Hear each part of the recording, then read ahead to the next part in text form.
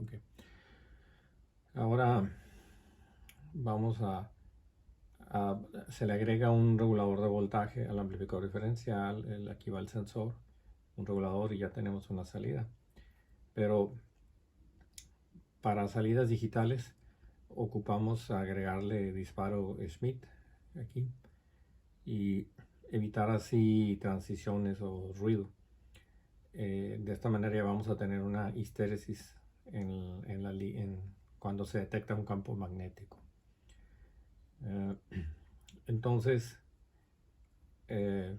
algunos sensores ya vienen con del efecto Hall ya vienen con una salida. Aquí se ve la salida, que en este caso es de drenador abierto para transistores MOSFETs. Pero si ocupamos transistores PNP también existen, o NPN. Bien. Para los dispositivos planares, aquí del lado izquierdo pueden ver que el campo magnético tiene que ir de manera perpendicular. Entonces aquí se detecta un movimiento hacia el sensor, hacia el área activa. También se puede poner el sensor. Hay sensores que son sensibles en la parte de arriba. Estos son en la línea central, en la parte de arriba, y esta es la forma en la que se deben de colocar. Hay otros sensores que son por la parte lateral, o sea, en este caso el lado derecho, y detectan el movimiento. Okay. Existen otros sensores que son activados por el movimiento relativo con respecto a un plano, y pues de esa manera podemos detectar hacia dónde ocurrió el movimiento. Bien. Hay sensores que detectan, por ejemplo, como la densidad del campo magnético o el flujo de campo magnético se mide en Gausses. Pues, se pueden detectar puntos de activación, en este caso como a 240 Gauss. Ese es el punto de operación para que quede encendido aquí. Y si se reduce menos de 200, pues va a quedar en el estado apagado, que es del lado izquierdo. Pero cuando se le agrega histéresis, ahora vemos aquí que a 240 pasa encendido, pero hasta que llegue a 150, entonces pasa al estado apagado. Entonces, esa es la ventaja de tener histéresis con estos dos puntos. Hay sensores que varían, vienen a diferentes umbrales de detección que pueden ser menores a 100 Gauss. Bien. Entonces, este es el típico circuito. Para un drenador abierto, pues se tiene que poner una resistencia RPU para polarizarlo.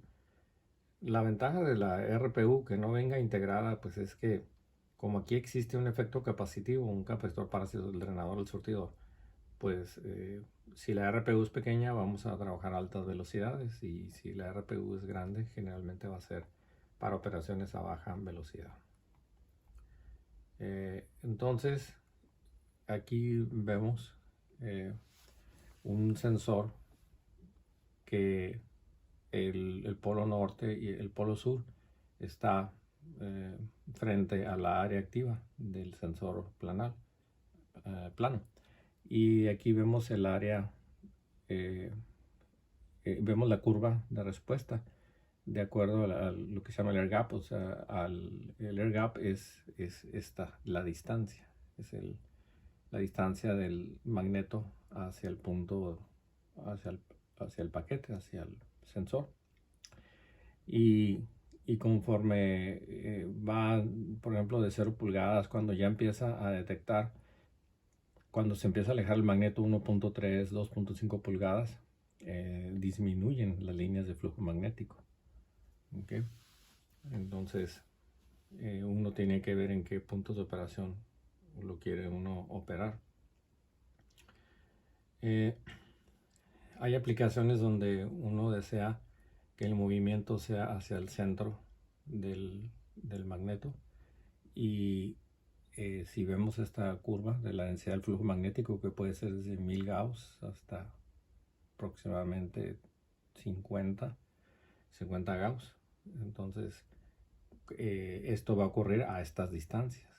O sea, si tenemos 10.2 milímetros hasta que lleguemos aquí a 0 milímetros, pues vamos a tener el mayor flujo. Bien, también para los verticales y para los laterales existen esas aplicaciones. Como en este caso, por ejemplo, aquí se puede detectar si el movimiento de este magneto en una pieza mecánica adjunto o pegado a una pieza mecánica, pues va a detectar ese movimiento. Lo mismo aquí. Y o sea, de manera vertical, acá de manera frontal. Bien. Entonces, a veces necesitamos concentrar las líneas de flujo magnético y por eso se utilizan los concentradores, como en este caso este concentrador aquí del lado izquierdo, que tenemos el magneto y concentramos las líneas para que no se dispersen y se reciben con este metal ferromagnético y las concentra en el área central del sensor. Entonces, cuando se presenta un metal, aquí una placa metálica, pues corta las líneas de flujo magnético porque saliendo del norte aquí pasan hacia el sur, no llegan al sensor, aunque haya concentrador no llegan. Entonces aquí se detecta que si existe o no existe la interferencia de esta placa magnética. Ahora, esta placa magnética, esto representa uno de estos huecos o entresaques de estos discos metálicos, y así de esa manera puede uno detectar movimientos de izquierda de traslación, movimientos de rotación, también aquí movimientos de rotación. Aquí pues nomás se detecta un pulso por rotación, aquí se detectan varios pulsos por rotación, o sea, por 360 grados, pues aquí ve uno la resolución. O sea que la resolución es cuántos pulsos vamos a obtener en 360 grados o un pulso equivale a qué, a 10 grados, a 15, a 20, a 30 grados, pues ya dependiendo en 90 grados cuántos pulsos tenemos. Aquí podemos decir que así, viendo y si lo vemos así y así que fueran 90 grados, pues aproximadamente hay 3 pulsos. Entonces, cada pulso equivaldría a 30 grados de movimiento. ¿Okay? Entonces, circuitos de interfaces comunes para el sensor que ya tiene histéresis, pues si vamos a conectarlo a compuertas TTL, pues aquí vemos que para compuertas TTL se debe utilizar una resistencia RPU de 10 kilos. Puede variar desde 3 kilos hasta 10 kilos. Y para CMOS, pues 47 kilos. Pero también puede variar desde 5.1 kilos hasta 47. Yo los he utilizado en CMOS, Schmitt Triggers, como el HC14, el HC132 o la 4093. Y siempre he utilizado resistencias de 15 kilos. Ese es el valor para las velocidades que yo he trabajado, que me ha dado buen resultado. Bien. Bueno, aquí manejan qué resistencia se va a colocar. Pues la resistencia también depende sobre todo de la velocidad, el tiempo de respuesta, que se puede hacer con un análisis RC. Bien. Lo único que hay que cuidar con esta resistencia es no dañar el transistor.